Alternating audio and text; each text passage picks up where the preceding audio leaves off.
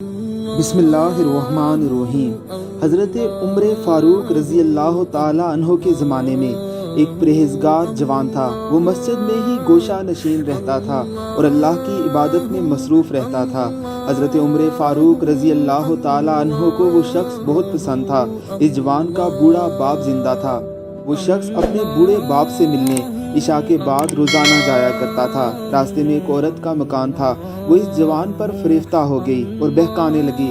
روزانہ دروازے پر کھڑی رہتی اور جوان کو دیکھ کر بہکایا کرتی۔ ایک رات اس شخص کا گزر ہوا تو اس عورت نے بہکانا شروع کر دیا، یہاں تک کہ وہ شخص اس کے پیچھے ہو گیا۔ جب وہ اس عورت کے دروازے پر پہنچا تو پہلے عورت اپنے مکان میں داخل ہو گئی، پھر یہ شخص بھی داخل ہونے لگا۔ اچانک اس نے اللہ کو یاد کیا اور یہ آیت اس کی زبان سے بے ساختہ جاری ہوگی، ان الذین اتقوا اذا مسهم طائف من الشیطان تذکروہ فاذا هم مبصرون۔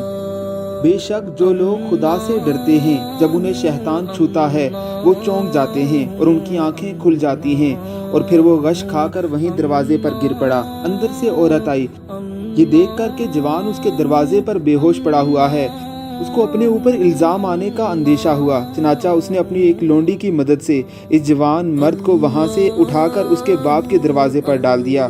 ادھر بوڑھا باپ اپنے لڑکے کی آمد کا منتظر تھا۔ جب بہت دیر تک وہ نہ آیا تو اس کی تلاش میں گھر سے نکلا، دیکھا کہ دروازے پر بے ہوش پڑا ہوا ہے۔ بوڑھے نے اپنے گھر والوں کو بلایا، وہ اس کو اٹھا کر اپنے گھر کے اندر لے گئے۔ رات کو وہ جوان ہوش میں آیا۔ باپ نے پوچھا، بیٹا تجھے کیا ہوا تھا؟ اس نے جواب دیا کہ خیریت ہے۔ باپ نے واقعے کی حقیقت دریافت کی، اس نے پورا واقعہ بیان کر دیا۔ پھر باپ نے پوچھا کہ وہ کون سی آیت ہے جو تو نے پڑھی ہے؟ یہ سن کر بیٹے نے مذکورہ بالا آیت پڑھ کر سنا دی اور پھر بے ہوش ہو کر گر پڑا۔ اس کو ہلایا گیا تو معلوم ہوا کہ وہ مر چکا ہے۔ چنانچہ رات ہی کو اس کو دفن کیا گیا۔ جب صبح ہوئی اور حضرت عمر فاروق رضی اللہ تعالی عنہ کو اس کے انتقال کی خبر ملی تو مرحوم کے بوڑھے باپ کے پاس تعزیت کے لیے گئے۔ تعزیت کے بعد شکایت کی کہ مجھے خبر کیوں نہ کی؟ اس نے کہا، امیر المومنین رات ہونے کی وجہ سے اطلاع نہ دے سکا۔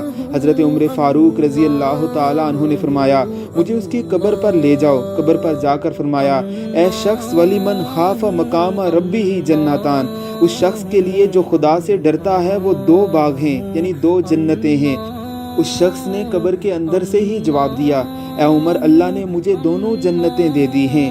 اللہ رب العزت کی ذات ہمیں بھی رب کا خوف کرنے والے بنائے، ہمیں برائیوں سے بچا کر صحابہ کرام رضوان اللہ علیہم اجمعین کے رستے پر چلنے کی توفیق عطا فرمائے۔ آمین ثم آمین۔